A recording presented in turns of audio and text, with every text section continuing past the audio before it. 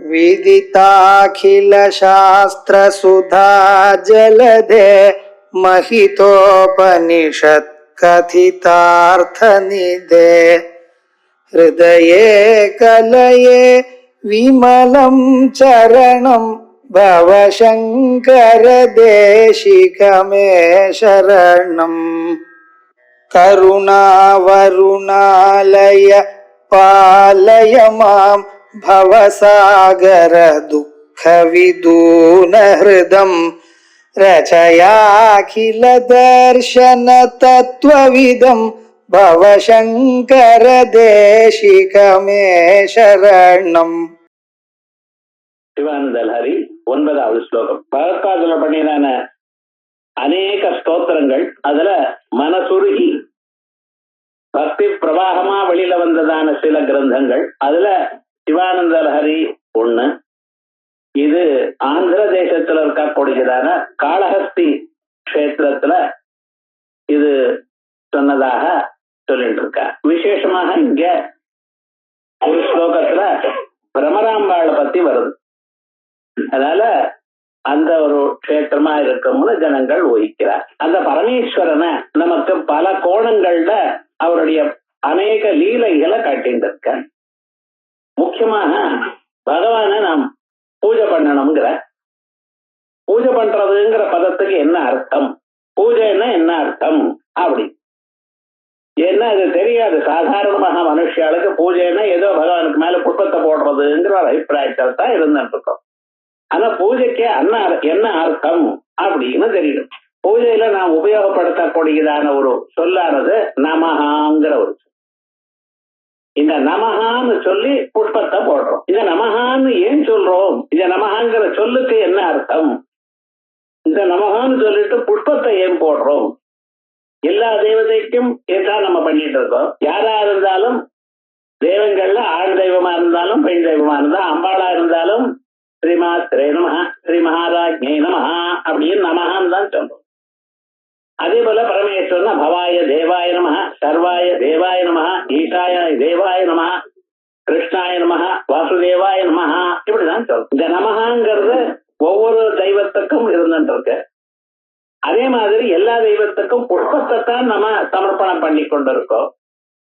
இத சமர்ப்பணம் பண்றதுனால என்ன விசேஷம், அல்லது இந்த நமஹான்னு சொல்லி புஷ்பத்தை போடுறதுனால என்ன விசேஷம், இது வேதங்கள்ல இருக்கு. நமஸ்தே ருத்ரமன்யவ உதோதைஷவே நமஹா, ஆரம்பமே நமஹா. அந்த சென்டென்ஸ் கடைசிலையும் நம, ஆரம்பத்திலேயே ஒரு தடவை நமஹாங்க, ஒரு தடவை கடைசியில அந்த சென்டென்ஸ் முடிப்ப நமஹாங்கிற. நமஹா நமஹான்னு பல முறைகள் வர்றதுனால்தான் இதுக்கு நமக்கம்முன்னு. நமக்கம்முன்னு சொல்றதுக்கு என்ன, நமஹாங்கிற பதம் பல முறைகள் வருது.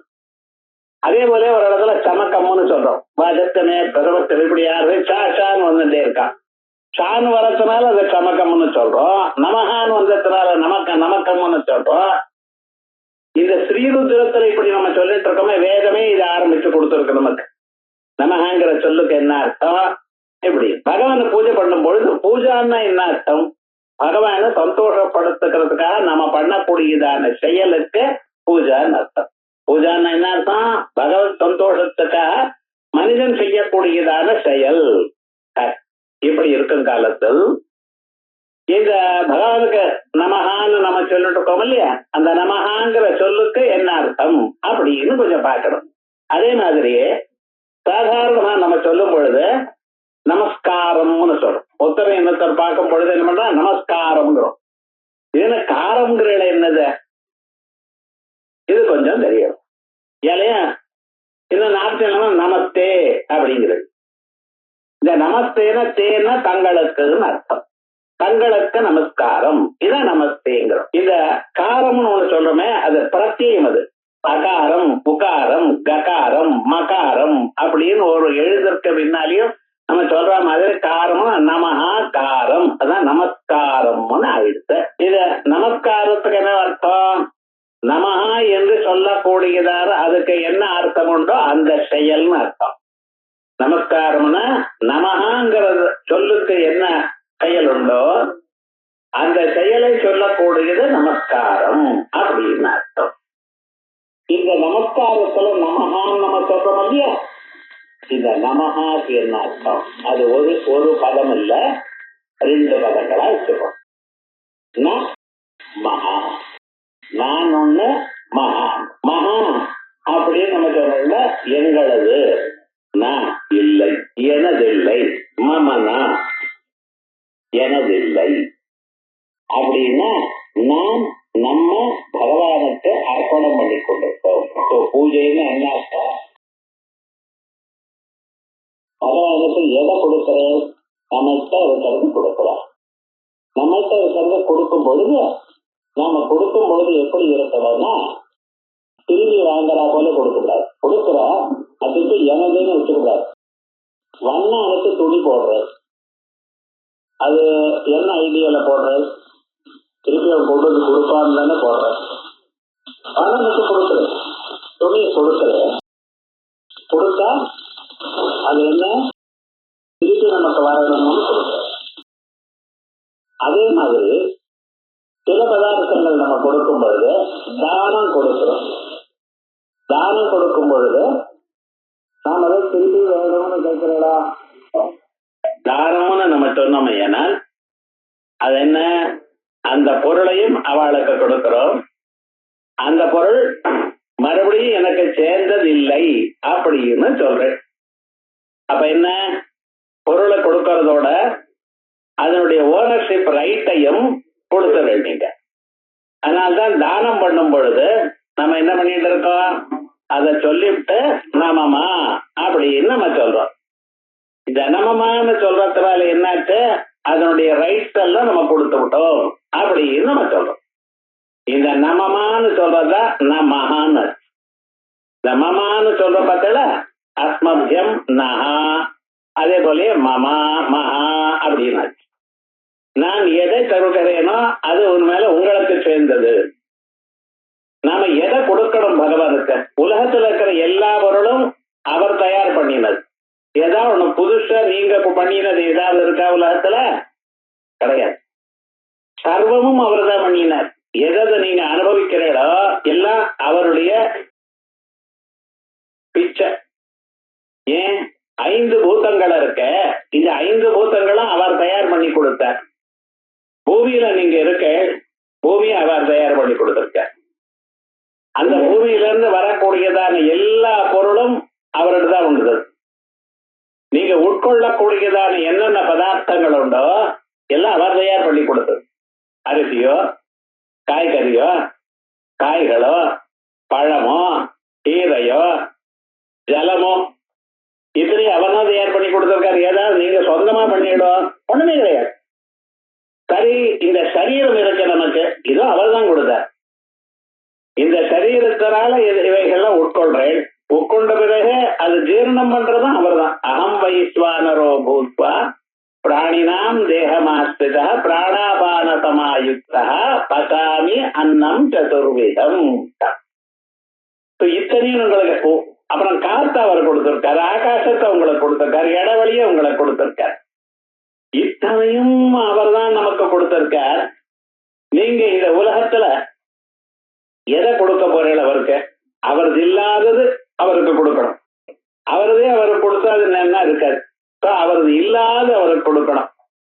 அது பார்த்தீங்கன்னா அந்த பகவானால சிருஷ்டிக்கப்படாத பொருளானது உலகத்துல ஒண்ணும் இல்லை. ஆனா எல்லா பதார்த்தமும் எதற்கு அடிமையாக இருக்குன்னு பார்ப்போம். உலகத்துல நாம் எல்லா பொருளையும் நாம் அனுபவிக்கிறோம். இதை அனுபவிக்கிற பொருள்கள் எதற்காக அனுபவிக்கிறேன்? எனக்கு சந்தோஷத்தை கொடுக்கறதுங்கிறது. எது எனக்கு பிடிக்கிறதோ அது வாங்கி வச்சுட்டேன், எது எனக்கு பிடிக்கலையோ அது தொடவே இல்லை.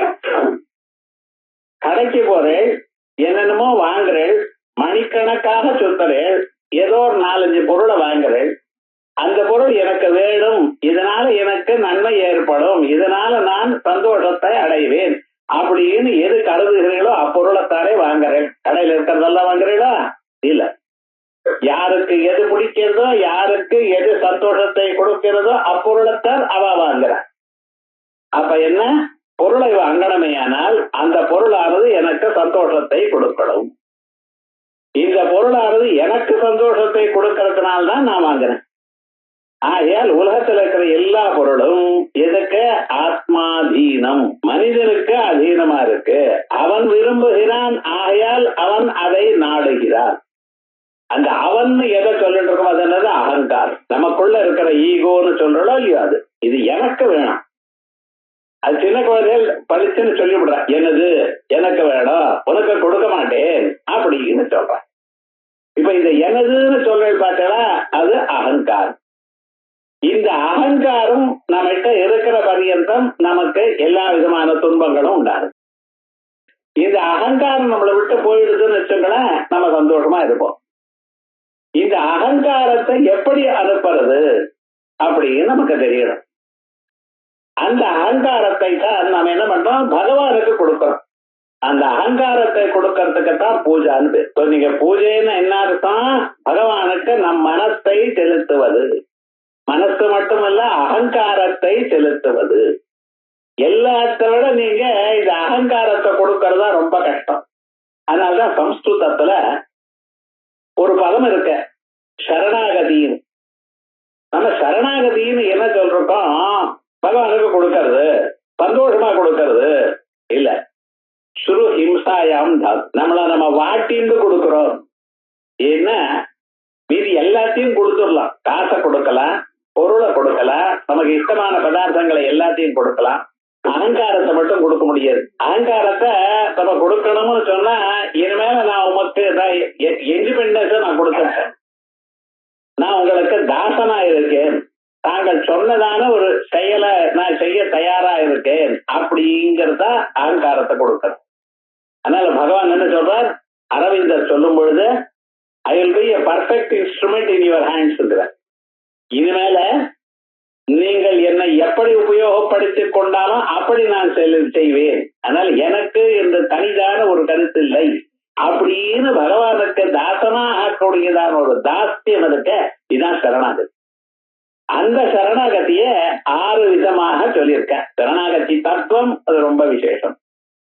அந்த ஷட்விதா சரணாகதின்னு சொல்றார். 6 விதமாக சரணாகதி இருக்கிறதாக சொல்லிட்டு இருக்க. ஆனுகூல்யஸ்ய சம்பத்தி, பிராதிகூல்யஸ்ய வர்ஜனம், ரட்சிஷ்யதி இது விஸ்வாசா, கோப்திருத்வ வரணம் ததா. இப்படி அந்த சரணாகதிகளை பல வேதங்கள் அப்படின்னு சொல்லி இந்த ஷட்விதா சரணாகதின்னு சொல்லியிருக்க. இந்த சரணாகத்தின்னு என்ன? நாம் பகவானுக்கு அர்ப்பணம் பண்ணி கொள்றது. இந்த அர்ப்பணம் பண்ணி கொள்றதா நம்ம என்ன பண்றோம்? நமஸ்காரம்னு கீழே விழுந்து சேவிக்கிறோம். அஷ்டாங்க நமஸ்காரம். இந்த அஷ்டாங்கங்கள்ல முதல்ல என்ன தெரியுமா? நான் தலை. ஆனா தலை அவ பாதத்துல வச்சுட்டு நமஸ்காரம் பண்றோம். பகவானுக்காவது சரி, பெரியவர்களுக்காவது என்ன, தலையை கீழே வச்சு நமஸ்காரம். அப்புறம் 2 புஜங்கள், 2 கைகள், 2 முட்டிகள், பாதங்கள், இவைகள்லாம் பூமியில தொடரா போல நமஸ்காரம் பண்ணும். ஏன்? 2 கைகள் தானே கர்மாவை பண்றது. நான் பண்ணக்கூடியதான செயலெல்லாம் உமக்காக. நான் நடக்கக்கூடியதான எல்லா நடையும் சஞ்சார பதயோ பிரதட்சிண விதி ஸ்தோத்ராணி சர்வாகிர கர்ம கரோமி தத்ததகிலம் சம்போதவாராதனம் அப்படின்னு நாம் என்னென்ன பண்ணுகிறோமோ எல்லாம் உமக்கு சேர்ந்தது. அதான் ஜபோ ஜல்ப சில்பா அப்படின்னு சௌந்தர்லஹரியும் இதே தத்துவத்தை தான் சொல்றது. அப்படி இந்த சரீரத்தில் இருக்கக்கூடியதான முதல்ல எனக்கு ரொம்ப பிடிச்சிருந்து எதை நான் விட முடியாதோ அதை உனக்கு கொடுக்கிறேன் அப்படின்னு சொல்றதுன்னா அகங்காரத்தை கொடுக்க. இப்ப ஒன்ஸ் நீங்க சரணாகதி பண்ணீங்கன்னா அகம் இல்லை. அதனாலதான் அந்த அகத்தை விட்டு நம்ம பண்ணிட்டு இருக்கோம். சில பேர் சொல்றாங்க, நான் 100 நமஸ்காரம் பண்ணினேன் பகவானுக்கு, மறுபடியும் நான் பண்ணினேங்கள், நான் விடலை உங்களை. அந்த நானை விடுறதுக்கு தான் சரணாகதி. நான்ங்கிறத மறக்கணும். நான் உங்களுக்கு தாசன், இனிமேல நான்கிறது இல்லை அப்படின்னு அகம்மமாபிமான வர்ஜனம் இருக்க. இதுதான் இது வேதாந்தத்துல ரொம்ப வசதியான ஒரு தத்துவம்னு சொல்றது. இப்படிப்பட்டதான அகங்காரத்தை நாம் பகவானுக்கு சமர்ப்பணம் பண்றோம். அதுதான் நமஸ்காரம். எனது அகங்காரம் எனதில்லை, இந்த ஜீவத்துவம் எனதில்லை, இந்த ஜீவத்துவத்தை உங்களுக்கு சமர்ப்பணம் பண்ணுகிறேன் அப்படின்னு சொல்லக்கூடியதான தத்துவத்துக்கு சரணாகதின்னு பேரு, நமஹான்னு பேரு. இப்ப இந்த நமஹான்னா அந்த அகங்காரம் மனசு நம்மகிட்ட இருக்க. இந்த மனசை பகவானுக்கு கொடுக்கணும். இந்த மனசு எப்படி இருந்தா கொடுக்கணும் பகவானுக்கு? அது வெண்ண மாதிரி இருக்கணும், புஷ்பம் மாதிரி இருக்கணும். புஷ்பம் தொட்டா எவ்வளவு மிருதுவா இருக்கு, கல்லாட்டம் இல்ல, மிருதுவா இருக்கு. அந்த மிருதுவா இருக்கக்கூடியதான மனசை பகவானுக்கு அர்ப்பணம் பண்றோம். ஆகையால் மிருதுவா இருக்கக்கூடியதான மனசை அர்ப்பணம் பண்ணுவதற்கு அந்த மிருதுவான ஒரு இதுக்கு சங்கேதம் என்ன, எது மிருதுவா இருக்கு நமக்கு, புஷ்பம். ஆகையால் தான் புஷ்பத்தை எடுத்துக்கிறேன். அந்த மனசுல நல்ல எண்ணங்கள் இருக்கு, நல்ல வாசனைகள் இருக்கு. அந்த வாசனை இருக்குங்கிறத வாசனையோட இருக்கக்கூடியதான புஷ்பத்தை போடுறேன். புஷ்பத்திலேயே வாசனை புஷ்பமா போடுறல எதுக்கு, என் மனசுல நல்ல வாசனை இருக்கு, நல்ல எண்ணங்கள் இருக்கு அப்படின்னு காமிக்கிறதுக்கா. விவகாரம் என்ன, மிருதுவா இருக்கிறதுனால புஷ்பத்தை போடுறேன். அது வாசனையோட புஷ்பத்தை போடுறதுக்கு காரணம் என் மனசுல நல்ல புஷ்பம் இருக்கு. அப்புறம் இந்த புஷ்பம் உள்ள இருக்க பார்த்தா அது எப்பொழுதும் ஈரமா தான் இருக்கும். காஞ்சி போயிடுச்சுன்னா அது புஷ்பம் இல்லை, அதுக்கு நிர்மால்யம்னு பேரு. காஞ்சி போயிடுச்சுன்னா புஷ்பம் எப்படி, அது அது ஈரப்பதத்தோட நன்னா இருக்கணும். அதே மாதிரியே என்னுடைய மனசுலயும் பக்தி இருக்கு. அந்த பக்தி இருக்கிறதுனாலதான் ஈரமா இருக்கு. அப்ப அது இந்த மூணும் இருக்கிறதுனால நாம என்ன பண்றேன், அந்த புஷ்பத்தை எடுத்துட்டு என் இதயத்து வரைக்கும் கொண்டு வந்து இதயத்துக்கு சங்கேதமாக பகவானுக்கு போட்டுருக்கேன். இந்த நமஸ்காரம் பண்ணுவோம், புஷ்பத்தையே போடணும். சரி, நமகாங்கிற பதத்துக்கு என்ன அர்த்தம், எனதில்லை, என் மனது, என் அகங்காரம், என்னுடைய ஜீவத்துவம் எனதில்லை என்று காட்டுவதற்காக புஷ்பத்தை இதயத்துக்கு கொண்டு வந்து இதயத்தை அர்ப்பணம் பண்ணும் மாதிரி. வசுதா இதயத்தை அர்ப்பணம் பண்ண முடியல உங்களால, உங்க மனசை நீங்க அர்ப்பணம் பண்ண முடியல. ஆனா மனசைத்தான் அர்ப்பணம் பண்ணணும். ஏன்னா மனசுல இருக்கக்கூடியதான எண்ணங்கள் தான் நீங்க புதுசாக வரவழைத்து கொண்டது. மனசை பகவான் கொடுத்தார், அந்த மனசுல இருக்கிற எண்ணங்கள்லாம் நீங்க வரவழைச்சிருந்தேன். அந்த எண்ணங்கள்ல நல்ல எண்ணங்களா பார்த்து பகவான் கொடுக்கிறேன். விவகாரம் என்ன, அப்படிப்பட்டதான மனசை நீங்க கொடுக்கறதுக்காக பகவானுக்கு பண்ணக்கூடியதான ஒரு செயல், அந்த செயலுக்கு பூஜான்னு. இப்ப இந்த பூஜை பண்ணக்கூடியதான இந்த மனசை நாம் எதை அர்ப்பணம் பண்ணமோ அந்த மனசானது அது என்ன அப்படின்னு கேட்டேன்னா, அது புஷ்பமாக தட்டிலேயே இருந்ததுன்னு வச்சுங்களேன், எடுத்து பகவான் கொடுத்துடலாம். சுலபம். புஷ்பம் இருக்கு, புஷ்பத்தை என்ன பண்றேன், தட்டில் வச்சுட்டு இருக்கேன், அது எப்படி பத்திரமா இதை கொண்டு வந்து அர்ப்பணம் பண்ணிட்டு இருக்கேன் பகவானுக்கு, நல்லா தான் இருக்கு. அலங்காரம் பண்ணா பார்க்கறதுக்கு இனிமையா இருக்கு, சேத்துலார சுங்காரமோ பகவானுக்கு பூஜை பண்ணி அலங்காரம் பண்ணி வச்சா பார்த்துட்டே இருக்க மாதிரி இருக்கு, நல்லா தான் இருக்கு. ஆனா உங்க மனசு அப்படி நிக்க வச்சு போட முடியுமா, நிக்க மாட்டேங்கிறது மனசு. அந்த மனசு ஜடமாக இருந்த போதிலும் அந்த ஜடமானது என்னாச்சு, இந்த சைத்தன்யமான ஆத்ம சம்பந்தம் ஏற்பட்டு போயிடுது. ஃபேன் வெறுமனதான் இருக்கு, அதுக்குள்ள கரண்ட் போச்சுன்னா என்னாச்சு, சுத்தி கொண்டே இருக்கு. சுத்தி கொண்டே இருக்கிற ஃபேனை தொட முடியுமா நீங்க? அப்ப என்ன, அது வெறுமனை இருந்தா அதை கையால தொட்டுடலாம். அது வேகமா சுத்தி கொண்டே இருக்குன்னு அதை இது மேல தொட முடியாது. அப்ப என்ன ஆகும், அந்த கரண்ட் சம்பந்தம் அந்த நீக்கி விட்டேலையானால், அது சுத்தத்தை நிறுத்தினேலையானால் அதுக்கப்புறம் அது தொடலாம், அதுக்கப்புறம் அது எடுத்து போடலாம். ஆனா இங்க என்ன சார் ப்ராப்ளம்னா, மனசும் இருக்கிறது உங்களுக்கு தெரியல. அதுக்கப்புறம் என்னாச்சுன்னா, அதோட சைதன்ய சம்பந்தத்தையும் உங்களால பிரிக்க முடியல. இப்ப இந்த மனசை என்ன பண்றது, எப்படி அர்ப்பணம் பண்றது? இதுதான் நிஜமாக வந்ததான ஒரு ப்ராப்ளம். இந்த மனசு அது ஜடமாக இருந்த போதிலும் சைத்தன்ய சம்பந்தம் இருக்கிறதுனால அது அலைஞ்சுட்டே இருக்கு. ஓரிடத்துல இல்ல, பல இடத்துல அலையிறது. அலையிறது மட்டும் இல்ல, அது எங்க இருக்குன்னு கண்டுபிடிக்க தெரியாத அளவுக்கு அலையிறது. எங்கெங்க அலையிறது அப்படிங்கிறது நமக்கு ஒரு சில திருஷ்டாந்தங்கள் சொல்றார். சில இடங்கள், கபீரே காசாரே விசதி விஜனே கோரவிபினே விசாலே கைலேஜம் பிரபதி குசுமார்த்தம் ஜடமதி. இந்த ஜடமதி, ஜடமான இந்த மனசு அது ஜடமாக இருந்த போதிலும் அது சுத்துறது சார்ந்த. ஜடமானது சுத்துமோ, சேதன சம்பந்தம் இருந்தால் சுத்தம். வெறும் ஃபேன் சுத்தாது, கரண்ட் அதோட சம்பந்தப்பட்டா சுத்தது. அதே போல இந்த சேதன சம்பந்தம் இருக்கிறதுனா இந்த ஜடமான மனசு, மண்டுவா இருக்கக்கூடியதான மனசு எங்கெங்கயோ சுத்தது. எதுக்காக சுத்துறதுன்னு, நல்ல புஷ்பம் வேணும். அது எங்க சுத்துறதுன்னு, கபீரே காசாரே ஆழமாக இருக்கக்கூடியதான மடுவுல சுத்து. ஏன்னா சில பெரிய பெரிய குளம் இருக்குன்னு வச்சுங்களேன், அந்த குளங்களுக்குள்ள என்ன இருக்கு, தாமரை மாதிரி புஷ்பங்கள் இருக்கு. அது மாதிரி அங்க இருக்குன்னு நினைச்சுன்னு அங்க போறது. ஆனா அதுக்கு ஒண்ணும் கிடைக்கல சார், அந்த மனசுக்கு புஷ்பம் கிடைக்கல. கபீரே காசாரே, ரொம்ப ஆழமான மடுவல்ல போயிட்டு இருக்கேன். அதுக்கப்புறம் நான் விசதி விஜனே கோர விபினே, ஜனன மாட்டமே இல்லாதான காட்டுல சுத்திட்டு. காட்டுல எங்க புஷ்பம் இருக்குன்னு தெரியுமா? கண்டுபிடிக்கிறது கஷ்டம். ஆனா அந்த காடெல்லாம் சுத்தறது, நம்ம மனசு எங்கெங்க சுத்தறதுன்னு பாருங்க. இப்ப எல்லாம் வீடு வாங்குறேன்னு ஆரம்பிச்ச, மெட்ராஸ்ல வீடு வாங்க முடியாது சிட்டிலேன்னா. எங்க இருந்ததுன்னா இவன் பாட்டுக்கு போறான் சார், 40 கிலோமீட்டர் 50 கிலோமீட்டர் அது காடாதான் இருக்குங்கிறான். என்னென்ன வேணுமோ காட்டுக்கு லட்சணங்கள், பாம்பு தேளு பல்லி எல்லாம் அங்கே அங்க வாங்கினா ஒரு 10 வருஷம் அனுப்புறம் டெவலப் ஆகுங்கிறான். 10 வருஷம் அனுப்புறம் என்ன ஆறதோ தெரியல, போயிட்டு இருக்கோமோ இல்லையா. நம்ம எங்க சுத்திட்டு இருக்க நம்ம மனசு கொஞ்சம் யோசனை பண்ணி பாருங்க. ஆச்சாரியால் ஏதோ அப்ப சொன்னார்னு இல்ல, நம்ம இப்பவோ எங்க சுத்திட்டு இருக்கோம், இங்கெல்லாம் நம்மளால வாங்க முடியாது, நம்ம இங்க இருக்க முடியாது, என்ன காஸ்ட் ஆஃப் லிவிங் அப்படின்னு ஏதோ ஒரு சாக்க சொல்லிட்டு எங்கேயோ ஓட்டிட்டு இருக்காரு சார். அங்க ஓடிட்டு அங்க இருக்கான். அதுக்கப்புறம் என்ன ஆச்சுன்னா அங்க இருந்து இதை நினைக்கிறான், இங்க இருக்கிறவெல்லாம் என்ன ஆனந்தமா இருக்கா, என்ன இருக்கு, எல்லா வசதியும் இருக்கு நினைக்கிறான். அப்ப இங்க இருக்க வேண்டியதானே, இல்ல அங்கேதான் காத்தோட்டம் இருக்கு, அங்கேதான் இருக்கலாம், அங்கே ஓடுறான். சோ ஆச்சாரியால் ஏதோ ஒரு நாளைக்கு அங்கே காட்டுல சுத்துறான்னு இன்னைக்கு நம்ம அதை தான் சொல்லிட்டு இருக்கோம். கபீரே காசாரே விசதி விஜனே கோர விபினே, விஜனே ஜனசஞ்சாரம் இல்லாதான கோரமான ஒரு காட்டுல சுத்தி கொண்டிருக்கான்.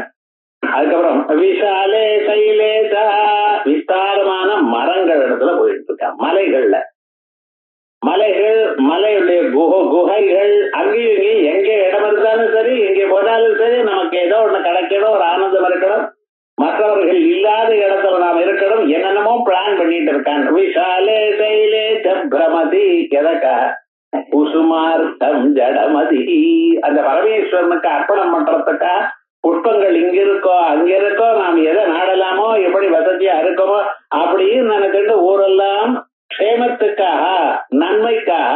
குசுமம்னா புஷ்பம், அந்த புஷ்பம் சுமம்னு சொன்னாலே புஷ்பம் தான் சம்ஸ்கிருதத்துல, குசுமம்னு சொன்னாலே புஷ்பம் தான். அந்த புஷ்பம் மலரக்கூடியதான பதார்த்தம், அதனாலதான் அதுக்கு சுமம்னு பேர். அது மலர்றது நம்ம மனசையும் மலர வைக்கிறது. அந்த புஷ்பத்தை பார்த்தா மனசு ஒரு சந்தோஷத்தை அடையிறது அல்லவா, அப்படிப்பட்டதான அந்த மன சந்தோஷத்துக்காக ஒரு ஆனந்தத்துக்காக சுத்தரான் சார். எங்கெங்கேயோ சுத்தரான், ஆழமான மடுகள்ல சுத்தின்னு இருக்கான், காட்டுக்கு போறான், அங்கே சுத்தின்னு இருக்கான், விசாலமான ஒரு சைலங்கள் மலைகளுக்கு போறான், இங்கேயும் பிரமதியினர் பிரமதி சுத்தி கொண்டே இருக்கா. இங்க போறான் அங்கே போறான், அங்க இருக்கா இங்க இருக்கா, தேடிக்கொண்டே இருக்கா, அலைஞ்சுட்டே இருக்கான் இவர் வாழ்நாள் முழுக்க. ஆனா இவ்வளவு நீங்க கஷ்டப்படுறீல, ஆனா இந்த கஷ்டப்படுறதுக்கு சுலபமாக அத்தனை சுகத்தையும் அனுபவிக்கலாமேங்கிறார் ஆச்சாரியார். எப்படி? சமர்ப்பிய ஏகம் சேதரசிஜம், சமர்ப்பிய ஏகம் ஏகஸ்தேதரசிஜம், ஒரே ஒரு புஷ்பத்தை கொடுத்தா போறோம். அந்த புஷ்பத்துக்காக நீங்க அலைய வேண்டாம், உங்கள்கிட்ட இருக்கு. எதுக்காக புஷ்பத்துக்காக இங்கேயும் அங்கேயும் அலையிறது? நானும் பார்த்துட்டு இருக்கேன். காலம்பரை எழுந்ததுமே வாக்கிங்க போறேன்னு கையில தடிக்கம் வச்சுட்டு ஒரு கிழிஞ்ச பைய வச்சுட்டு ஓடுறான். எங்கெங்க யார் ஆத்துல புஷ்பம் இருக்கோ அதை தேடிட்டு, இப்படி புஷ்பத்தை கொண்டு வந்து போடணும்னு பகவான் கேட்டாரா? அவ எழுந்துக்கிறதுக்குள்ள அவ ஆத்துல இருக்கிற புஷ்பத்தை தான் எடுத்துட்டு வந்துடணும் இப்படி நினைக்க. இது அவ பக்தியோட தான் பண்ணிட்டு இருக்கான். எனக்கு ஒன்றும் தப்பான்னு சொல்லல, பகவானுக்காகத்தான் புஷ்பத்தை எடுத்துக்கிறான். அவ ஆத்துக்காரி தலையில வச்சுக்கணும்னு போடல, பகவானுக்காகத்தான் பண்ணிட்டு இருக்கா. ஆனா இது நன்னா இருக்கான்னு பார்த்தேன்னா மனசு ஒரு மாதிரி இருக்கான்னு இருக்கு. சாஸ்திரம் என்ன சொல்றது? கடையில வாங்கி புஷ்பத்தை போடுறது அவ்வளவு நன்னா இல்ல, நாமே புஷ்பத்தை அபச்சயம் பண்ணி நாமே போடணும் அப்படின்னு சொல்றது. அதுவும் நன்னா தான் இருக்கு. ஆனா பகவானுக்காக நாமே கொடிகளையும் மரங்களையும் வளர்த்து அதுல இருந்து புஷ்பத்தை அபச்சயம் பண்ணி அதை கொடுக்கணும். கிராமாந்தரத்துல என்ன பண்ணுவான், ஒவ்வொரு கோவில்லையும் நந்தவனம்னு இருக்கும், அந்த கோவிலுக்கே சேர்ந்தது. அது சாயங்காலம் ஸ்திரீகள்லாம் போய் அதுக்கு ஜலத்தை விடுவான். அதுக்கப்புறம் காலம்புற பொழுது அந்த புஷ்பத்தை அபச்சயம் பண்ணி அங்கேயே பகவானுக்கு கட்டி பகவானுக்கு கொடுத்து விட்டு வருவான். அக்ரஹாரம்னு இருந்தது. அக்ரஹாரத்தில் இருக்கக்கூடியதான ஸ்திரீகள் கோவில்ல போய் பெருக்கி புஷ்பங்கள்லாம் கட்டி பகவானுக்கு கொடுத்து அப்படி வருவார். அந்த புஷ்பாபிஷயம்ங்கிறது இந்த 5 பாஞ்சராத்திர தந்திரத்துல சொல்லியிருக்கக்கூடியதான 5 செயல்கள்ல இது ஒரு முக்கியமான ஒரு செயல். பகவானுக்கு சேவை பண்றதுன்னா இப்படி சேவை பண்ணலாம். ஆனா நம்ம டவுன்ல பகவானுக்கு கோவிலுக்கு நந்தவனம் இல்ல ஒண்ணும் இல்ல அப்படின்னு நினைச்சிட்டு ஏதோ பண்ணிட்டு இருக்கோம். நம்மாத்துல இருக்கிற பகவானுக்கு ஊர்ல இருக்கிற புஷ்பத்தை வாங்கிட்டு வந்திருக்கேன். அதான் ஆச்சாரியால் சொல்ற, ஏனப்பா இப்படி அலையிறேன், வேண்டாமே ஒரே ஒரு புஷ்பம் போறோம் பகவான்.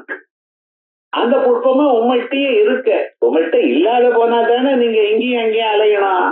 உங்கள்கிட்டயே இருக்கு. இந்த புஷ்பம் இருக்கிற புஷ்பம் சாதாரண புஷ்பம் இல்ல, ரொம்ப உயர்ந்ததான ஒரு புஷ்பம், நல்ல வாசனையோட இருக்கிற புஷ்பம்.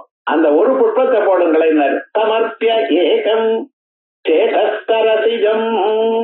சேதஸ்தரசிஜம் மனது எனக்கூடியதான தாமரையை.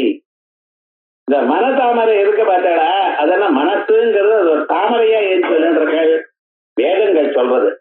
நமக்குள்ள கழுத்துக்கு கீழே 4 அங்குலத்துக்குள்ள ஒரு தாமரை அப்படி இந்த இதய தாமரையானது அப்படியே தொங்கிட்டு இருக்கான். நீஹார சுகவத்தன்வே பீதாபா சத்யனூபமா அப்படின்னு எல்லாம் சொல்றது. அந்த தாமரையானது இருக்கு பார்த்தாடா, அது என்ன ஆறுது, நீங்க பகவானை பூஜை பண்ணனால தியானம் பண்ண தொடங்கினதுமே அது அப்படியே மலர்றதாம். அந்த மலர்ந்த ஒரு தாமரை, பக்தியோடு இருக்கிற தாமரை, அதை ஒண்ணு சமர்ப்பணம் பண்ணினாலே போறோமப்பா. ஏனப்பா இப்படி புஷ்பங்களுக்காக இங்கேயும் இங்கேயும் அலைகிறேன், வேண்டியது இல்லையே. சமர்ப்பிய ஏகம் சேதஸ்தரசிஜம். பல புஷ்பங்கள் பலது இத்தனை கொடுத்தாலும் இந்த ஒரு புஷ்பம் கொடுத்தாதான் பூர்த்தியாரு. பூஜை பூர்த்தியாருது எப்பொழுது உங்க இதயத்தை பகவானுக்கு கொடுத்தார். அது கொடுக்காமல் வண்டி வண்டியா புஷ்பத்தை போட்டாலும் பிரயோஜனம் இல்லை பகவானுக்கு. ஏன்னா அவர் தயார் பண்ணினதுன்னா அது இதெல்லாம் அவருக்கு சேர்ந்தது. என்ன அந்த புஷ்பத்துல வாசனையாகவும் பகவானை தான் இருக்கார். பகவானே புஷ்பம், பகவானே அதனுடைய வாசனை, பகவான்லயே உம்ம கை, பகவான்லயே நீ சொல்லக்கூடியதான மந்திரம் எல்லாம் அவர் தான். அப்ப அவருக்கு எப்படி திருப்தி வரும்? உங்க பாக்கெட்ல இருந்து 100 ரூபாய் எடுத்து உமக்கே கொடுத்தா உங்களுக்கு திருப்தி வருமா? அப்ப என்ன திருப்தி? நான் நம்ம பூஜை பண்றேன்னு ஒரு அகங்காரத்தை தவிர வேற என்ன இருக்கு நம்ம பண்றத? கொஞ்சம் யோசனை பண்ணலாம். நம்ம எதை கொடுக்கணும்? மனசுல இருக்கக்கூடியதான மனசை கொடுக்கணும். பக்தியோட ரொம்பின மனசை கொடுக்கணும். அதனாலதான் சொல்றேன், இது ஒண்ணு கொடுத்தா போருமாப்பா, இது எல்லாம் வேண்டியதே இல்லை. அதனால இத சமர்ப்பணம் பண்ணுங்க, அர்ப்பணம் பண்ணுங்க, சமர்ப்பணம் பண்ணுங்க. அர்ப்பணம் தருவது, சமர்ப்பணம் இனிமேல் எனதே இல்லேன்னு சொல்லி தருவது. அக்னையே இதன் நமமா, வாயவே இதன் நம. மறுபடியும் நான் கேட்டுக்க மாட்டேன், இது உமக்கு சேர்ந்தது. நாளைக்கு என்ன பண்ண போறேன் பூஜைக்குங்கிறல? அதுதான் பூஜை பண்ணிவிட்டு உத்வாசனம் பண்றோ நான் சுவாமியோட சேர்ந்து. யஜ்ஞேன யஜ்ஞமய சந்திர தேவா என்ன விவகாரம்னு நீங்க சமர்ப்பணம் பண்ணினாலும் மனசை சமர்ப்பணம் பண்றேன், மறுபடியும் அது ஓடி வந்துடுறது. என்ன பண்றது? அதுதான் சொல்ற, சனை சனை உபரமே புத்தியா திருதி கிரகீதையா அபியாச யோகாத். அபியாசத்தால் மறுபடியும் மறுபடியும். அதனால ஒரு புஷ்பத்தை நீங்க கொடுத்தா போருமே. சமர்ப்பிய ஏகம் சேதஸ்தரசிஜம். மனசு எனக்கூடியதான தாமரையை, அந்த தாமரைக்கு சரசிஜம்னு போட்டார். பக்தி எனக்கூடியதான மடுவில் முளைத்ததான தாமரை. சரசு ஒரு குளம், அந்த குளத்துல முளைச்சது சரசிஜம். நம்ம இதயம் எனக்கூடியதான ஒரு பாத்திரத்துல, ஒரு பூமியில இருக்கக்கூடியதான பக்திங்கிற குளத்துல முளைத்ததான அந்த தாமரை, பக்தி பூரிதமான ஒரு தாமரை. அதை ஒண்ண கொடுங்க. சுபுமா உமாநாத பவதே. இதென்ன உமாநாதா? ஏன் அவர் உமாநாதான்னு கேட்டார்? சம்போதனம் பண்ற பரமசிவான்னு சொல்லப்படாதோ, நடராஜான்னு சொல்லப்படாதோ, ஏன் உமாநாதாங்கிற? அப்படியா? அந்த அம்பாளும் தன்னைத்தான் அர்ப்பணம் பண்ணின, அதனாலதான் நீங்க திருப்தி அடைஞ்சிருக்க. அந்த உமாநாதா அம்பாளுக்கு நாத்தனா இருக்கேட, அந்த அம்பாளுக்கு ஒரு புஷ்பம் போட்டாலே சந்தோஷப்படுவாளாம். அதே மாதிரி அம்பாளே ஒரு புஷ்பத்தை போட்டு உங்களுக்கு சந்தோஷப்படுத்தி க்ஷேமத்தை அடைஞ்ச, உங்களையே அடைஞ்ச. ஆகையால் உமாநாத பவதே சுகேன அவஸ்தாதும் ஜனயிஹா. அது ஒண்ணே ஒன்ன கொடுத்து விட்டு இங்கேயும் அலைய வேண்டியது இல்லையே. சுகேன அவஸ்தாதும், சுகமாக ஆனந்தமாக இருந்து கொண்டிருக்கலாம். பகவானுக்கு உங்க மனசுங்கிற ஒரு புஷ்பத்தை கொடுத்துட்டேயானால், சமர்ப்பணம் பண்ணிவிட்டேயானால், இனிமேல் நீங்க ஆனந்தமா இருக்கலாம். அதனால என்ன ஆச்சுன்னு, நமக்கு ஆனந்தமா இல்லாததுக்கு காரணம் என்னன்னு யோசனை பண்ணுங்க. நம் மனசை பகவானுக்கு கொடுத்தால் நீங்க ஆனந்தமா இருக்கலாம். இப்ப நம்ம மனசை நம்ம கிட்ட வச்சுட்டு இருக்கோம், அதை கொடுக்க தயாரா இல்ல. நான் அதை கொடுக்கிறேன், இதை கொடுக்கிறேன், நமஸ்காரம் பண்ண பண்றேன் சரீரத்தினால, ஆனா அகங்காரத்தை மட்டும் கொடுக்க மாட்டேன். அதோட மட்டும் இல்ல, எங்காத்துல தங்கத்திலேயே ஸ்ரீசக்கரம் இருக்கு சார், அது 100 சவரம் தங்கம் பெரியவா பண்ணி வச்சிருக்காரு. எங்காத்துல நான் அதை பூஜை பண்றேன். இப்ப என்ன பண்ணிருக்கோம், பகவானுக்கு நான் ஒரு துளசியை சமர்ப்பணம் பண்ணினா போறோம். ஒரே ஒரு துளசி பகவானுடைய பாதத்துல திரு விஷ்ணவே நம விஸ்வஸ்பை நம போறோம்னு எங்க மனசோட சேர்த்து அந்த மனசோட சமர்ப்பணம் பண்ணினா போறோம். ஆனா நம்ம என்ன பண்றோம், மனசை சமர்ப்பணம் பண்ணல. எவ்வளவு பெரிய விக்கிரகம், எவ்வளவு அழகா இருக்கு, இது 300 வருஷமா இதுக்கு பூஜை பண்ணிட்டு இருக்கான், ஒரு நாளாவது உங்க மனசை கொடுக்கல. இப்படின்னா இருக்கு. ஆகையால் என்ன சொல்ற, சமர்ப்பிய ஏகம் சேதரசிஜம் உமாநாத பவதே சுகேன அவஸ்தாதும் ஜனய சுகேன அவஸ்தாதும். ஆனந்தமா இருக்கலாம். இனிமேல இந்த மனசு அலையாது, பகவான்கிட்ட கொடுத்துட்டு உங்ககிட்ட மனசு இல்ல, மனசு தானே அலையிறதுக்கு காரணம். ஆகையால் சுகேன அவஸ்தாதும் ஜன இஹ நஜானாதி கிமஹோ. ஏன் இந்த விஷயத்தை அறிந்து கொள்ளாம இருக்க? அகங்காரத்தை விட்டா மனுஷன் க்ஷேமமா இருப்பான். அகம் போச்சுன்னா மீதி இருக்கிறது பிரம்மம். அகம் பிரம்மாஸ்மியில அகம் அகம்னு நம்ம வச்சுட்டு இங்கே நிக்கிறோம். அடுத்த பதமான பிரம்மத்துக்கு போகல. அந்த நான் யாருன்னு விசாரம் பண்ண தெரியல. நாம் பகவானை பத்தி என்னென்னமோ ஏதோ சுத்திட்டு இருக்கோம். ஆனா நான் யாருன்னு நின்று பார்த்தேன்னு வச்சுங்களேன், அதுக்கப்புறம் பிரம்மமாயிடுவேன். அந்த அகங்காரத்தை போகும்படி பண்ணுங்க. அகம் மமேதி லௌகிகோயம் வியவஹாரா. ஆச்சாரியால் அத்தியாச பாஷ்யத்துல சொல்லும் பொழுதே முதல்ல இப்படித்தான் சொல்லிருக்காரு, அகமிதம் மமேதம். நான் இது, இந்த சரீரமே நான், இதெல்லாம் எனக்கு சேர்ந்தது அப்படின்னு வச்சுட்டு அகமிதம் மமேதம்னு உழந்துட்டு இருக்கோமே. இந்த அகத்தை விட்டுலையானால், பகவானுக்கு அர்ப்பணம் பண்ணிவிட்டேலையானால், அதுக்கப்புறம் நீங்க சௌக்கியமா இருக்கலாம். உங்களை திண்டாட வைக்கிறது இந்த மனசப்பா. ஆகையால் இந்த மனசை சமர்ப்பணம் பண்ணுறது. சமர்ப்பியம் சேதா சரசிஜமுமாநாத பவதே சுகேனாவஸ்தாதும் ஜன இஹ நஜானாதி கிமஹோ. இங்க ஈகான்னு போட்டுக்க. இங்க ஏதோ சொர்க்கலோகத்துக்கு போய் அங்கே சௌக்கியமா இருக்கேன்னு இல்ல, இங்கேயே சௌக்கியமா இருக்கலாம். எந்த ஜனங்கள்லாம் எங்க அலைஞ்சுட்டு இருக்காளோ, திக்கு தெரியாத காட்டுல ஓடிட்டு இருக்காளோ, எவ்வளவு காசு இருந்தாலும் மனசு நிம்மதி இல்லாம அலைஞ்சுட்டு இருக்காளோ, அப்படிப்பட்டதான இந்த சரீரத்திலேயே இங்கே இருந்து கொள்ள நம்ம அவ்வளவு அழகான ஒரு ஸ்வரூபத்தை அடையலாமப்பா. ஆகையால் நம்ம என்ன பண்ணுவோம், பகவானுக்கு பூஜை பண்ணுவோம். எப்படி பூஜை பண்ணுவோம், அழகான புஷ்பத்தை எடுத்துட்டு நம்ம இதயத்துக்கு கொண்டு வந்து நம்ம இதயத்தை பூஜை கொடுக்கறதாக நினைச்சு பகவானுக்கு அர்ப்பணம் பண்ணுவோம். இந்த ஒரு அர்ப்பணம் நீங்க பண்ணல எல்லாம் போறோம். பகவான் வந்து கலர் கலரா புஷ்பம் வேணும் எனக்கு கேட்டாரோ, என்ன நைவேத்தியம் வேணும் கேட்டாரோ, எல்லாம் உங்க திருப்திக்காக நீங்க நைவேத்தியம் பண்ணிட்டு இருக்க. அவருக்கு அவர்ல எல்லாமே அவர்னா படைச்சார், அவர்னா தயார் பண்ணி கொடுத்தார். ஆகையால் அவருக்கு லம் பிருத்திவியாத்மனே கந்தம் கல்பயாமி நம போருமே. அவருக்கு பஞ்ச பூஜை பண்ணினா போறோம். அவருக்கு உங்க மனசு தான் முக்கியம். மனசுல இருக்கிற எண்ணம் தான் முக்கியமே தவிர இவைகள்லாம் நீங்க பண்ண வேண்டியதில்லை. ஆகையால் பகவானுக்கு ரொம்ப முக்கியமா நீங்க கொடுக்க வேண்டியது சேதம் மனசுங்கிற ஒரு தாமரையா அர்ப்பணம் பண்ணுங்க அப்படிங்கிற அழகா இந்த ஸ்லோகத்தோட கபீரே காசாரே விசதி விஜனே கோர விபினே விஷாலே தைலே பிரமதி குசுமார்த்தம் ஜடமதி சமர்ப்பிய ஏகம் சேதஸ்கரசிஜம் உமாநாத பவதே சுகேனாவஸ்தாதும் ஜன இஹ ந ஜானாதி கிமஹோ. இந்த ஒரு சின்ன தத்துவத்தை தெரிஞ்சுக்க மாட்டேங்கிறாளே, இதான் அவித்யான்னு பேர். எது ரொம்ப முக்கியமோ அந்த தத்துவத்தை நமக்கு தெரிஞ்சுக்கல, அப்படிப்பட்டதான அவித்யில திண்டாடிட்டு இருக்க.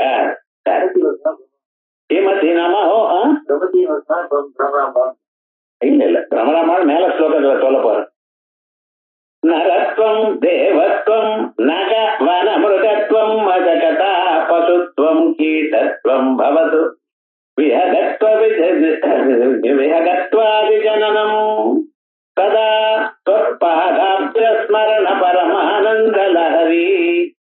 விகாராதம் தே ஹிருதயமிஹ கிம் தேன வபுஷா நகத்வம் தேவத்வம் நக வன மிருகத்வம் மசகதா.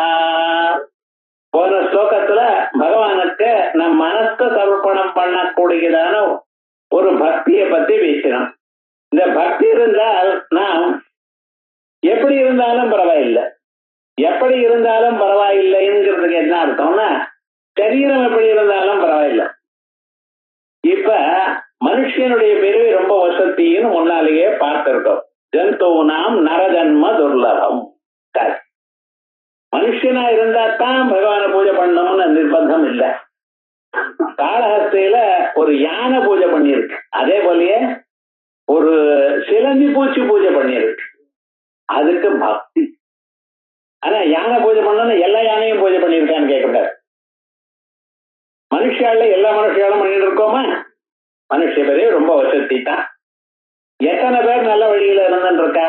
மற்றவர்கள்லாம் என்ன வழியில இருக்காளோ அதுதான் நல்ல வழின்னு அவளுடைய நினைப்பு. யாரும் நான் கெட்ட வழியில இருக்கேன்னு நினைக்கல. அவனவன் எதுல இருக்கானோ நான் நல்லவன் தான் அவனவனும் நினைச்சுட்டு இருக்கான். ஆனா எது நல்லது எது கெட்டதுன்னு எப்படி தெரியும்? சாஸ்திரம் சொன்ன வழியில போனது நல்லதுன்னு நம்ம நினைக்கிறோம். எத்தனை பேர் தஸ்மா சாஸ்திரம் பிரமாணந்தே காரியா காரிய வியவர்த்திதௌ.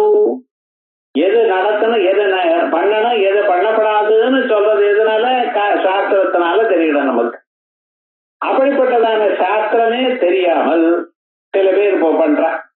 அவ பண்றவாளுக்கு அவளுக்கு புண்ணியம் உண்டா இல்லையான்னு கேட்கிறான். பகவத்கீதையில 17 அத்தியாயம் ஸ்ரத்தாத்ர விபாக யோகத்துல இருக்கா. ஏசாஸ்திர விமுத்ருஜ வர்த்ததே காமகாரதா. அவன் சாஸ்திரத்துடைய வழியை விட்டு அவன் பாட்டுக்கு ஏதோ பண்ணிட்டு இருக்கான். ஆனா பெரியோர்கள் போன வழியிலேயே போயிட்டு இருக்கான். அவனுக்கு எப்படி சுவாமி சத்வமாகோ ரஜஸ்தமஹா, சத்வமா ரஜஸ்தா தமஸ்தா எப்படி அவன் போறான் அப்படின்னு கேட்கும் பொழுது, அப்ப இந்த மனுஷனுக்கு ஒரு ஸ்ரத்தன்னு ஒண்ணு இருக்கு. யோய ஸ்ரத்தஸ்தயேவசா. சாத்விகமான ஸ்ரத்தையோட பெரியோர்கள் போன வழியில பண்ணினா அவனுக்கும் பலம் உண்டு. தேஷாமகம் சமுத்தர்த்தா மிருத்யு சம்சார சாகரா. ஆகையால் எல்லோரும் சாஸ்திரத்தை வாசிச்சிருக்கான்னு சொல்ல முடியாது. சாஸ்திராதிகள் வாசிக்காத போனாலும் பெரியோர்கள் பண்றதான வழியில நம்ம போயிட்டு இருந்து ஸ்ரத்தையோட சாத்விக ஸ்ரத்தையோட நம்ம பண்ணினா அவனே சேமத்தை அடையலாம்னு சொல்லியிருக்க. ஆனா ஜனங்கள் ரொம்ப பேர் சாத்விக ஸ்ரத்தையே இல்ல, ராஜச ஸ்ரத்த தாமச ஸ்ரத்த அப்படி இருந்தது. ஸ்ரத்தையே இல்லாம இருக்கா, அப்படி எல்லாம் விஸ்தாரமா இருக்கு. ஆனா பிராணிகள்ல சில பிராணிகளுக்கு ஸ்ரத்த இருக்குமேயானால் பக்தி இருக்குமேயானால் அவளும் சேமத்தை அடையலாம். பகவான கண்ணுக்கு முன்னால மனுஷாள் மட்டும் இல்ல, எல்லோரும் ஒரே மாதிரி தான். மனுஷாலையும் எல்லோரும் தான். 4 வேதங்கள் வாசிச்சவாலும் 6 சாஸ்திரங்கள் வாசிச்சவாலும் ஒண்ணுமே தெரியாதவாலும் பகவான் கண்ணுல ஒண்ணுதான். எனக்கு ரொம்ப மேல போயிட்டேன்னா எல்லாரும் ஒரே மாதிரி தான். இங்க இருந்து மலை மேல பார்க்கலையானால் பனைமரமும் புல்லும் ஒரே மாதிரி தான் இருக்கு. பனைமரம் அவ்வளவு பேரு சேர்ந்தா அது சின்னதா தான் காணப்படுறது. என்ன சுவாமி அவ்வளவு ஹைட்ல இருக்க. அதே மாதிரிதான் பகவானுடைய கண்ணுல எல்லாரும் ஒண்ணுதான். நம்ம நினைக்கிறோம் இவ்வளவு பாபம் பண்ணி இருக்கோமே, நம்ம வாழ்க்கையில தொட்டதெல்லாம் சாதாரணமான பிராணிகளுக்கு எல்லோருக்கும் கிடைக்கக்கூடியதான பாக்கியமே நமக்கு வரல. இவ்வளவு கெடுதல் நான் பண்ணியிருக்கேன், என்ன பகவான் ஆட்கொள்வாரா? இப்படி ஒரு டவுட் வருது. இல்ல சாதாரண லோகத்துல எல்லோருக்கும் கிடைக்கிறது சுலபமா கிடைக்க கூடதான் என் வாழ்க்கையில கிடைக்கலையே, இவ்வளவு நான் பாபம் பண்ணியிருக்கேனே, என்ன பகவான் ஆட்கொள்வாரா அப்படின்னு சந்தேகம் வரலாம். பகவான் சொல்றார் கவலைப்படாத நான் இருக்கேன். அபிச்சே சுதுராச்சார பகதே மாமனன்யபாக். எவ்வளவு கெட்ட காரியங்கள் பண்ணியிருந்த போதிலும், இந்த ஜென்மாவில பல பிறவைகள்ல மாத்தி மாத்தி பண்ணியிருந்த போதிலும், நீ இன்னைக்கு திருந்து நீ உன்னை எனக்கு சமர்ப்பணம் பண்ணினேனால் சாதுரே வசமந்தவ்யா சம்யக்யவதிதோஹிதா. நீ நல்லவன்னு நான் எடுத்துக்கிறேன்ப்பா. ஏன்னா நல்லதான ஒரு தீர்மானத்துக்கு வந்து விட்டேன். ஆயால் பகவான் கண்ணுக்கு முன்னால எல்லாரும் ஒண்ணுதான். அவர் ரொம்ப படிச்சிருக்காரு சார், இருக்கட்டுமே. படிச்சிருந்து நான் கர்வத்தோட இருந்தேன்னு என்ன லாபம்? படிச்சிருக்கார் இல்லைன்னு சொல்லல, அகங்காரம் விடலையே. எல்லாரும் விட நான் படிச்சிருக்கேன் போச்சு. பணம் நிறைய இருக்கு, நிறைய சமர்ப்பணம் பண்றார் பகவானுக்கு, அது பண்றார் இது பண்றார். ஆனா நான் பண்றேன்னு இருக்காரு. ஏழுமலையானுக்கு 1 கோடி ரூபாயில ஷால் வாங்கி கொடுத்தார், கீழே டொனேட்டட் பைன்னு போட்டிருக்காரு. தெரியாது அவருக்கு. உங்களுக்கும் எனக்கும் தெரியாது. பகவானுக்கு தெரியுமா தெரியாதா? பகவானுக்கு அதுவும் தெரியும், அந்த காட்டு எப்படி வந்ததுன்னு தெரியும். அப்ப விவகாரம் என்ன? அகங்காரம் போச்சோ அதெல்லாம் போகணும். பக்தின்னா இந்த அகங்காரம் போறதுக்குத்தானே பக்தி. அப்ப விவகாரம் என்ன? மனிதனாகத்தான் பிறக்கணும்னு நிர்பந்தம் இல்லை, அந்தனராகத்தான் பிறக்கணும்னு நிர்பந்தம் இல்லை. ஒரு அரக்கிக்கு மோட்சம் கொடுத்திருக்காரு, பூதனா மோட்சம். ஒரு யானைக்கு மோட்சம் கொடுத்திருக்காரு, கஜேந்திர மோட்சம். யோஜனை பண்ணி பாருங்க. சிசுபாலாதிகளுக்கு மோட்சம் கொடுத்திருக்கார் பகவான். அவருடைய கருணையை பார்க்கணும். நீங்க தன்னை கொல்லணுங்கிறதுக்காக நிச்சயமாக இருக்கக்கூடியதான என்னை ஏமாற்றி கொல்லணும்னு வந்ததான பூதனைய மோட்சத்தை கொடுத்து அனுப்பிச்சுட்டார். திரும்பி நீ வராத, வந்த ப்ராப்ளம் என்ன சுவாமி இப்படி எல்லாம் பண்ணிட்டு இருக்கேல? இல்லப்பா, என்கிட்ட பக்தியா 4 பேர் நடத்துல பக்தியா என்ன தொடரணும்னு பார்த்தா அவ்வளவு. எப்படி இருந்தாலும் பகவானை ஸ்மரணம் பண்ணினா போறோம். ஆகையால் இந்த பகவான் இடத்துல நம்ம மனசை செலுத்துறதுங்கிற ஒரு பக்தி இருக்கு பார்த்தீங்களா, அந்த பக்தி போறோம். அதுக்காக மனிதனாகத்தான் இருக்கணும், நான் ஆணாகத்தான் இருக்கணும், வேதங்களை வாழ்க்கவனாகத்தான் இருக்கணும், ஆச்சாரத்தோடு இவைகள்லாம் இருந்தா வசதி இல்லைன்னு சொல்லல. இது இருந்தா வசதி. ஆனா இவைகள் இல்லாதனால மோட்சம் இல்லைன்னு நினைக்காது. பகவானுடைய பக்தி இருந்தால் மற்றவைகள் இல்லாத போனாலும் பரவாயில்லை, எப்படிப்பட்டதான பிறவி இருந்தாலும் பரவாயில்லை. நான் வெளுப்பா இருக்கேன், பார்க்கறதுக்கு அழகா இருக்கேன், நீளமா இருக்கேன், குட்டையா இருக்கேன், நான் குண்டா இருக்கேன், ஒல்லியா இருக்கேன், இது ஒண்ணுமே பார்க்கல. அதே போல நான் மனிதனா இருக்கேன், மாடா இருக்கேன், கவலைப்படாதீங்க. எப்படி இருந்தாலும் பகவானுக்கு பக்தி செலுத்தினா போரும். அதான் இந்த ஸ்லோகத்துல விசேஷமாக சொல்ற நரத்வம் தேவத்வம் நகவன மிருகத்வம். நரத்வம் மனிதனுடைய பிறவி, இல்ல தேவத்வம் தேவனாக பறக்கக்கூடியதான பிறவி. நகவன மிருகத்வம் மலையிலையோ காடுகள்லயோ ஏதோ ஒரு மிருகமாக பிறவி. மசகதா கொசுவா இருந்தாலும் சரி, பசுத்துவம் பசுவா இருந்தாலும் சரி, கீட்டத்துவம் ஒரு புழுவா இருந்தாலும் சரி, பவது விஹகத்வமபி ஜனனம். விஹகத்வமபி ஒரு பட்சியா இருந்தாலும் சரி, சதா त्वत्पादाब्ज ஸ்மரண பரமானந்த லஹரி. சதா எப்பொழுதும் त्वत्पादाब्ज ஸ்மரணம், இதுதான் ரொம்ப முக்கியமா இருக்கு. பகவானுடைய பாதங்களை பாதத்தாமரையே நினைத்து கொண்டிருந்தால் போரும். எப்படி? அது ரொம்ப முக்கியம். எப்படி நான் பிறந்திருக்கேன், எப்படி இருக்கேன் அப்படிங்கிறது இல்லையா. எந்த பிறவி இருந்தாலும் அந்த பிறவிலே பகவானுடைய பாதங்களை நினைக்கக்கூடியதான நிலை இருக்குமையானால் சதா त्वत्पादाब्ज ஸ்மரண பரமானந்த லஹரி விஹாரா சத்தம். பகவானுடைய ஸ்மரணம் இருக்க, ஸ்மரணே சுகம். நாம வேற ஏதோ ஸ்மரணம் பண்ணிருக்கோம், அதனால்தான் துன்பம். ஒரு மனுஷனுக்கு ஒரு துன்பம் வந்ததுன்னு வச்சுங்களேன், யாராவது உங்களை அனாவசியமா ஒரு வார்த்தை வச்சு விட்டாருன்னு வச்சுங்களேன், ராத்திரி படத்துல அதே ஞாபகம் வருது. என்ன போய் வச்சான் பார்த்தேன், நான் என்ன பண்ணிட்டேன், ஒரு தப்பும் பண்ணலையே, அதே என்ன போய் இப்படி நினைச்சேனே. காய்ச்சல கர்வம்னு சொல்லிட்டா ஒரு அம்மா இருக்கப்படாதா, அந்த அம்மாவுக்கு வாய் இருக்க சொல்லிட்டா என்ன போச்சு, ரொம்ப கர்வம் ஜாஸ்தி, அதெல்லாம் பேச மாட்டார் அப்படி. அந்த அம்மா பேசினா தானே பேசுவோம். அவரு ரொம்ப கர்வம் ஜாஸ்தின்னா அவளோட பேசுவாரா அப்படின்னு.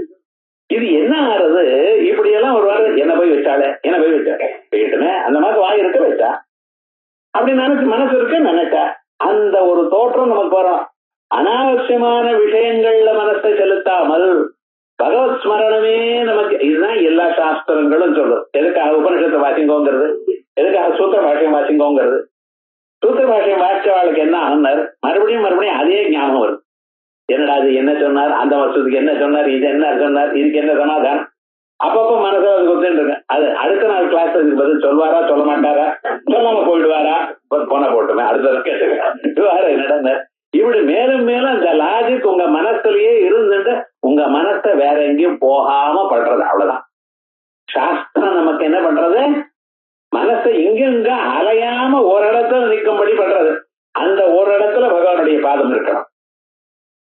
பகவான் நீங்க எதை நினைக்கிறீங்களோ இங்கேயும் அங்கேயும் போக மனசை இங்க நிறுத்துறீங்களோ அந்த இடத்துல பகவத் பாதம் இருக்கணும். ஏன்னா ஆனந்தமாக உங்களுக்கு பக்தி தானா ஏற்படும். சாஸ்திரங்கள் சொல்றதெல்லாம் ஆகையால் விவகாரம் என்னாச்சுன்னா எந்த பிறவியாவது இருக்கலாம். நகவன மிருகத்துவம் மசகதா பசுத்துவம் கீட்டத்துவம். ஒரு பசுவா இருந்த நந்தீஸ்வரர் பகவானுக்கு வாகனமா இருக்கார். ஒரு புழுவா இருக்கார் பகவானுக்கு. விஹகத்துவம் அபிஜனனம் கருத்மான் பட்சி. அவர் ஆனந்தமாக பகவான் இடத்துலயே இருக்காரோ இல்லையா, எப்பொழுதும் ரெடியா இருந்துட்டு இருக்கார். இந்த பகவான் எல்லாம் என்ன ஆச்சுன்னு எப்ப கிளம்புவார் ஒன்னும் தெரியாது.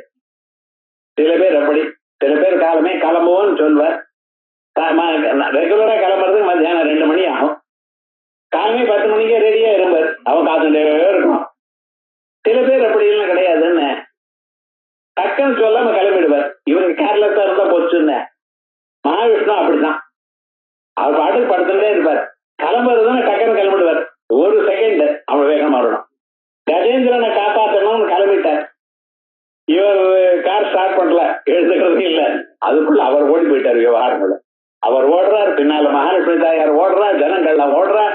இவர் பின்னால கிளம்பி வர்றாரு. கருத்மான் என்னடா ஆச்சுன்னா இவரை பிடிக்க முடியலைங்கிற. ஏன்னா இது வரைக்கும் இவ்வளவு வேகமா போனது இல்லையா பகவான். அவருடைய வேகத்தை பிடிக்க முடியாத அளவுக்கு அவர் போயிட்டு இருக்கார். பின்னால கருத்மானாலேயே பிடிக்க முடியலைன்னு பாருங்க.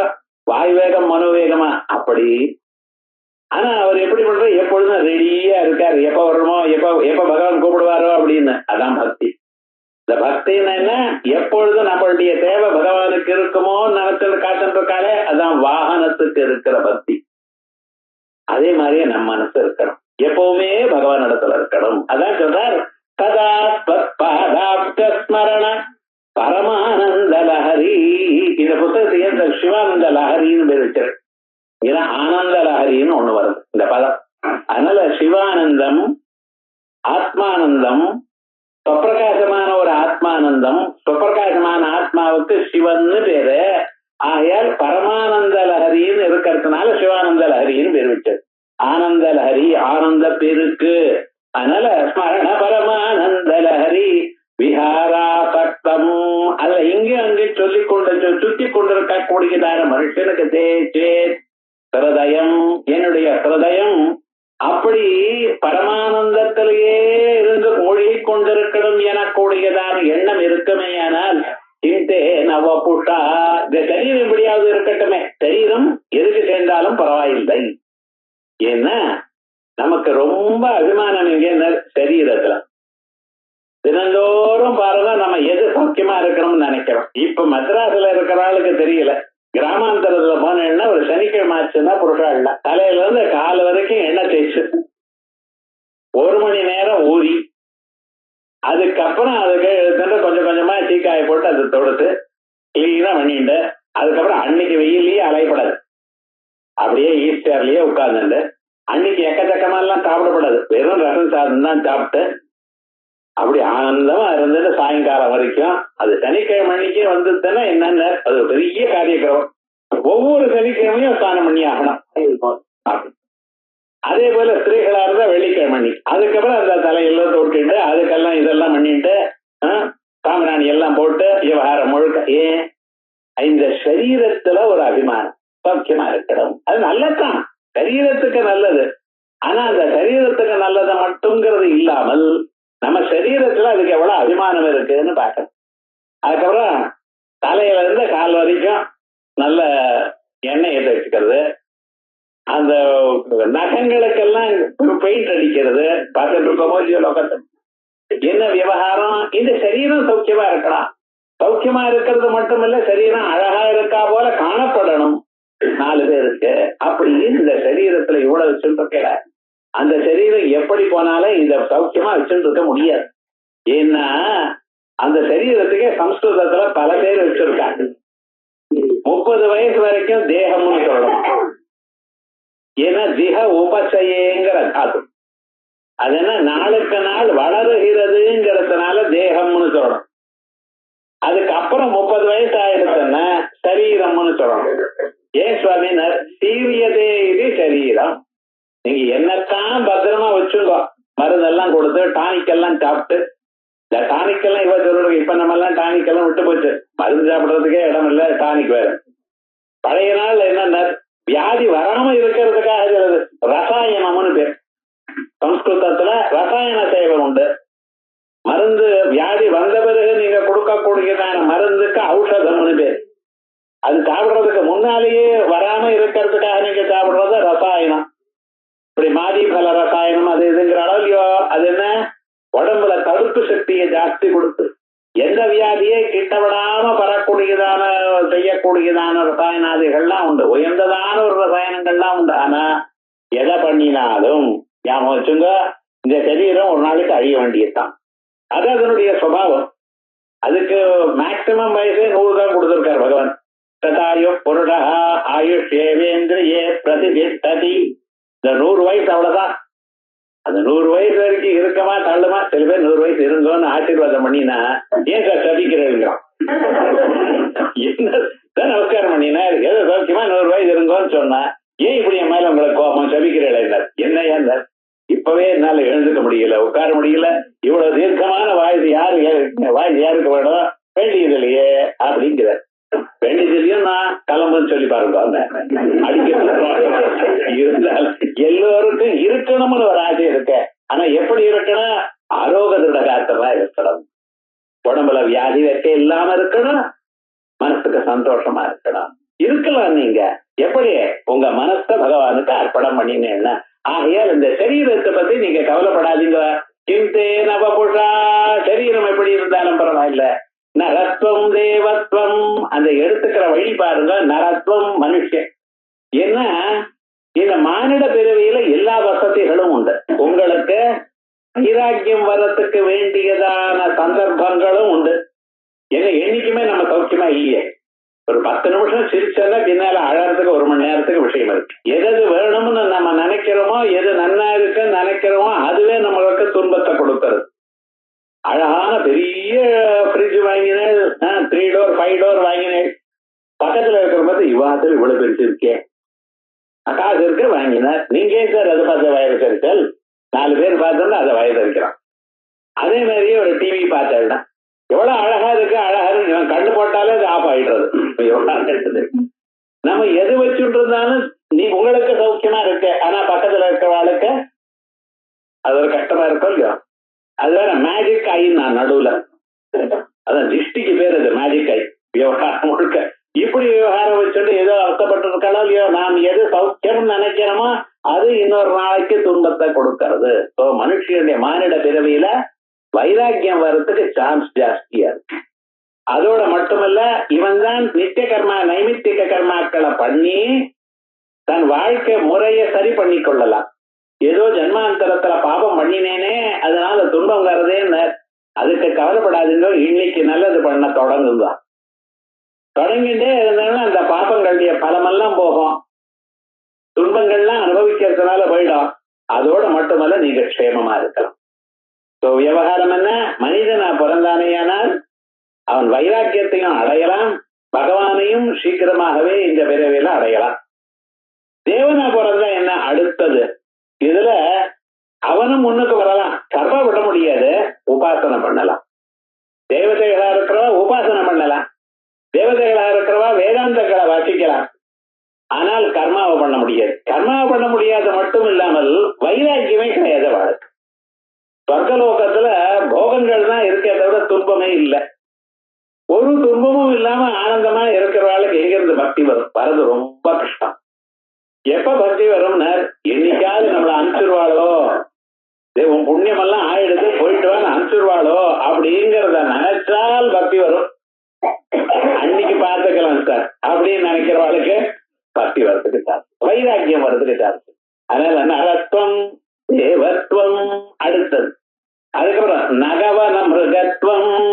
ஒரு மலையிலையோ அல்லது ஒரு காட்டுலயோ ஒரு மரமாக ஒரு மிருகமாக பிறந்தோமேயானால் அதுக்கு வைராக்கியம் உண்டு.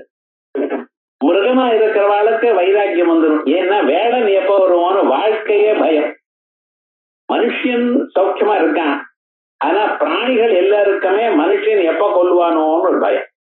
எப்பவே மிருகங்கள் இதுலயே ஒரு சிம்மமோ ஒரு புலியோ வந்து நம்ம கொண்டுடலாம். ஆத்துல சின்ன சின்ன பூச்சி இருக்கு, அது அந்த பலியை கண்டு எவ்வளவு பயப்படுற தெரியுமா? அது டக்குன்னு வந்து காட்டு போயிட்டே இருக்கு. அந்த விவகாரம் எவ்வளவு சிரமம். அதுக்கு வெளியில போனோமையானால் நம்ம உயிரோட வருவோம்ங்கிற எண்ணம் இருக்காதுக்க. இல்ல. அதே போலயே காட்டுல இருக்கக்கூடியதான பிராணிகள்லாம் அதுக்கு ஒரு பயம் இருக்கு. அதனால வைராக்கியம் வருது. தேவதைகளுக்கு வைராக்கியம் இல்ல, சுகம் உண்டு. இவாளுக்கு சுகம் கொஞ்சம் குறைச்சலா இருந்தாலும் வைராக்கியம் அதிகம். அதனால வைராக்கியம் இருக்கிறதுனால ஜன்மாந்தர சம்ஸ்காரத்தினால பக்தி வரத்துக்கு சான்ஸ் இருக்கு. அதனால நரத்வம் தேவத்வம் நகவன மிருகத்வம் இது ஒண்ணுமே இல்லாமல் இதுவும் அதுவும் இல்லாம வாழ்க்கை மட்டும்தான் தெரியும் சார். அப்படி இருக்கிறது மசகதா பசுவா இருக்கிறதுனால பசுத்துவம் கீட்டத்துவம் பவதி. இந்த பசுத்துவம் கீட்டத்துவம் இதெல்லாம் என்னன்னா தனக்காக பிரயோஜனம் இல்லாத போனாலும் இன்னொன்னால முன்னுக்கு வரலாம்.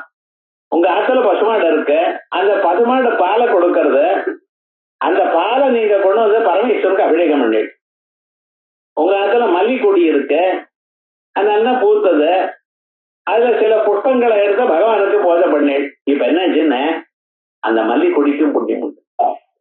அந்த பசுமாடு பாலை கொடுத்ததோ இல்லையோ, அந்த பாலை கொண்டு வந்து பரமேஸ்வரனுக்கு அபிஷேகம் பண்ணினீடா, அப்ப என்னாச்சு அந்த பால் உபயோகப்பட்டதுனால பசுமாடுக்கும் புண்ணியம். பில்லு முளைச்சது, அந்த பில்லை எடுத்து நீங்க கணபதி ஹோமம் பண்ணி, அப்ப என்னாச்சுன்னு அந்த பில்லுக்கு புண்ணியம் உண்டு. அது ஒரு பக்தி இல்லையேன்னு சொல்லலாம் நீங்க, அது மனுஷ வழியாகாது. அதனால அதெல்லாம் கீன ஜென்மான்னு சொல்றது காரணம் என்ன, தான் எவ்வளவு முயற்சி பண்ணின போதிலும் தானாகவே பண்ண முடியாது, இன்னொருத்தருடைய தயவுனால முன்னுக்கு வர வேண்டியது. அதனால அது ஹீன ஜென்மா. அதனால பசுத்துவம் கீழத்துவம் பவது விஹகத்துவம் அபிஜனனம். ஒரு பட்சியா இருந்தாலும் சதா பாதாப்த ஸ்மரண பரமானந்த லஹரி விஹாராசக்தம் மே கிருதயம். உங்களுடைய பாத பத்மங்களை எப்பொழுதும் நினைக்கக்கூடியதான ஒரு ஸ்வரூபம் எனக்கு இருக்குமையானால் சேத் ஹிருதயம் விஹாராசக்தம் சேத், இப்படி என்னுடைய மனசு இருக்குமேயானால், அது என்ன சேத்துன்னு போட்டுருக்கேள், அதான் கஷ்டம்னு டர்னிங் பாயிண்ட். அது என் மனசு உங்களுடைய பாதங்கள்லயே நிற்குமேயானால் இது எப்படி இருந்தா பரவாயில்ல. ஆகையால் நம்ம எனக்கு சரீரம் எப்படி இருக்க, என்னால உட்கார முடியலையே. சில பேர் இது கவலை, என்னால ரொம்ப நேரம் உட்கார முடியல சார், அப்பப்ப படுத்துக்கணும்னு. இந்த தியானம் பண்றதுக்கு உட்கார பகவானை நினைக்கிறதுக்கு படுத்து நினைக்க முடியாதோ. இவருக்கு என்ன ஒரு அபிப்பிராயம்னா, பகவான் கிட்ட வந்த மட்டும்தான் இந்த ப்ராப்ளம் எல்லாம் வருது. டிவியை பாக்குறப்ப படுத்துட்டு பாக்குறான், சாப்பிடுறப்ப படுத்துட்டு சாப்பிடுறான், படுத்துட்டு சாப்பிடப்படாது. அதெல்லாம் டவுட்டே கிடையாது, யாரையும் கேட்கவே வேண்டியது இல்லை. ஆனா ஏதோ ஒரு ராமநாமாவை சொல்லிடுன்னா, நான் உட்கார்ந்து சொல்லலாமா, நின்றுட்டு சொல்லலாமா, எல்லாம் சொல்லிட்டு அதை சொல்லாம இருக்கிறதுக்கு எத்தனை சாக்கு இருக்கோ அத்தனை பார்த்துட்டேன். ஆனா ஞாபகம் வச்சுங்க, ஆச்சாரம் முக்கியம் இல்லைன்னு சொல்லல, மடியா இருக்கணும், ஆச்சாரமா இருக்கணும். ஆனா பகவான் நாமாவை சொல்றதுக்கும் பகவானை நினைக்கிறதுக்கும் 24 மணி நேரம் நினைக்கலாம். பகவானை நினைச்சேன்னா நீங்க சுத்தம்ங்கிறது. ஹரேர் ஹரதி பாபான்னு துஷ்ட சித்தைரபி ஸ்மிருதா. அந்த நாமாவை சொன்ன மாத்திரத்தினாலேயே பரம மங்களம். பவித்ர பவித்ரோவா கர்வாவஸ்தாம் கதோபிவா. அதுக்காக நான் வேணும்னே மடியா இருக்க மாட்டேன்னு சொல்லப்படாது. எந்த நிலையில இருந்தாலும் அந்த பகவான் தியானம் பண்ணினதுனால உங்களை நல்லதா பகவான் எடுத்துட்டு இருக்க. ஆகையால் இந்த அனாவசியமான கவலையே இருக்கப்படாது. பூஜை பண்றதுக்கு மடி வேணும், ஜபம் பண்றதுக்கு மடி வேணும். ஆனா தியானம் பண்றதுக்கோ பகவானை நினைக்கிறதுக்கோ வேண்டியதில் 24 மணி நேரம் பகவான் நடத்துங்க. அதனாலதான் ஆச்சாரியர்கள் சொல்றார், விஹா பரமானந்த லஹரி விஹாராசக்தம் சேது ஹிருதயம் இஹ கிம்தே நவபுஷா இஹ. இந்த ஜன்மாவிலேயே எந்த பிறவி இருந்தாலும் பரவாயில்லை, விவகாரம் ஒண்ணும் க்ஷேமமா ஆனந்தமாக நிலையை அடையலாம் அப்படின்னு இந்த பகவத் பக்தி இருக்குமேயானால் பிறவியினுடைய ஒரு ஸ்வரூபம் வேண்டியதில்லை, அது எப்படி இருந்தாலும் பரவாயில்லை அப்படின்னு சொல்லிவிட்டு சில பேர் பிரம்மச்சரிய ஆசிரமத்திலே இருந்தா தேவலையா, கல்யாணம் பண்ணிட்டா தேவலையா, இது ஒண்ணு இல்ல. எல்லாத்த விட சன்னியாசாசிரமம் தான் ரொம்ப வசதி சார். நான் பிறக்கிறப்ப சன்னியாசியா பிறந்துடுறேன், நான் வேண்டாம்னு சொன்னேன். சில பேருக்கு இப்படி ஒரு அபிப்பிராயங்கள்லாம் இருக்கு. ஆனா நம்ம தர்மசாஸ்திரம் என்ன சொல்றது, மனுஷனுடைய பிறவி எப்படியோ அதே விதமாக ஆசிரமமும் இந்த ஆசிரமமா தான் இருக்கணும்.